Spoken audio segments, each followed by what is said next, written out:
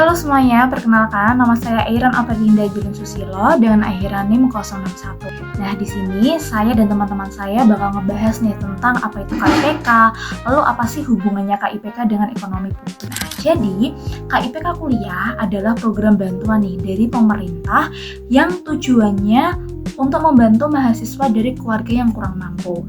Nah, supaya tetap bisa melanjutkan pendidikan ke perguruan tinggi. Namun, dalam pelaksanaannya, KIPK Kuliah itu masih belum berjalan optimal. Yang sering muncul itu adalah ketidaktepatan sasaran penerima bantuan. Hal ini dipengaruhi oleh data ekonomi yang tidak akurat, lemahnya proses verifikasi, serta kurangnya koordinasi nih antara pemerintah, kampus, dan lembaga yang terkait. Oke guys, di sini kita akan membahas teori eksternalitas dalam pendidikan tinggi dalam perspektif teori ekonomi. Ini KIPK berfungsi sebagai kebijakan publik untuk mengurangi ketimpangan akses terhadap pendidikan.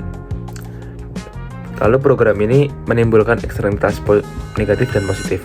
Seperti eksternalitas positif itu seperti meringankan beban biaya pendidikan, memperluas akses kuliah bagi masyarakat kurang mampu, lalu ada meningkatkan kualitas sumber daya manusia, serta mendorong pemerataan pendidikan antar wilayah. Lalu juga ada eksternalitas negatif, itu menimbulkan seperti resiko salah sasaran, lalu ada moral hazard, dan tekanan terhadap anggaran negara apabila pengelolaan tidak optimal. Oleh karena itu, pemerintah melakukan sinkronisasi dan verifikasi data. Konsep public goods. Jika dikaitkan dengan konsep public goods, KIPK seharusnya bersifat non-excludable dan non-rival. Artinya, semua mahasiswa kurang mampu berhak mendapatkan manfaat tanpa harus saling bersaing. Namun karena dana terbatas dan salah sasaran, justru muncul persaingan dan masalah piramida, yaitu mahasiswa yang mampu justru mendapatkan bantuannya. Nah, selanjutnya, jika dilihat dari perspektif subsidi sendiri, program KIPK itu merupakan bentuk bantuan dari pemerintah yang bertujuan untuk menurunkan biaya pendidikan tinggi bagi mahasiswa yang kurang mampu. Nah, di dalam teori ekonomi publik sendiri, subsidi ini tuh diarahkan untuk meningkatkan keadilan sosial, memperluas akses pendidikan, serta menciptakan eksternalitas positif melalui peningkatan kualitas sumber daya manusia. Nah, namun di dalam pelaksanaannya, KIPK ini tuh masih menghadapi masalah ketidaktepatan sasaran, di mana bantuan itu justru diterima oleh mahasiswa dari keluarga yang mampu, yang disebabkan oleh verifikasi data yang belum tepat, kemudian lemahnya koordinasi antara lembaga, serta mekanisme seleksi ekonomi yang kurang ketat. Akibatnya, subsidi menjadi tidak efisien, menimbulkan beban anggaran, dan gagal mencapai tujuan keadilan sosial.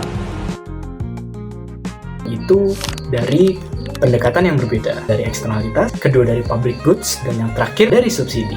Next itu dari eksternalitas. Oke, eksternalitas positif. Di sini konteksnya harapan yang mereka yang menerima KIPK kan akan membelanjakan uangnya nih, dan itu akan ngasih multiplier effect atau dampak ekonomi ke sekitarnya. Tapi karena kegagalan, karena penerimanya itu orang yang seharusnya tidak menerima, maka di sini akan ada eksternalitas yang gagal, guys.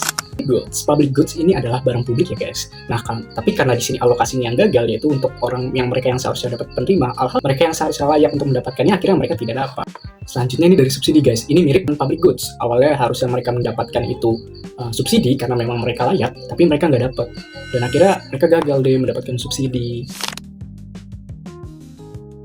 Saran dari kelompok kami, yang pertama, perbaikan sistem pendataan. Data penerima harus terhubung dengan DTKS, Dukcapil, dan pajak untuk memastikan keakuratannya. Lalu yang kedua, verifikasi lapangan atau wawancara.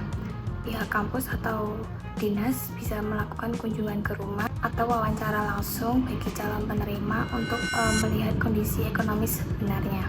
Lalu yang ketiga, transparansi dan pelibatan masyarakat. Proses seleksi harus terbuka, misalnya dengan mengumumkan daftar penerima dan masyarakat diberi ruang untuk melapor jika ada yang tidak tepat sasaran.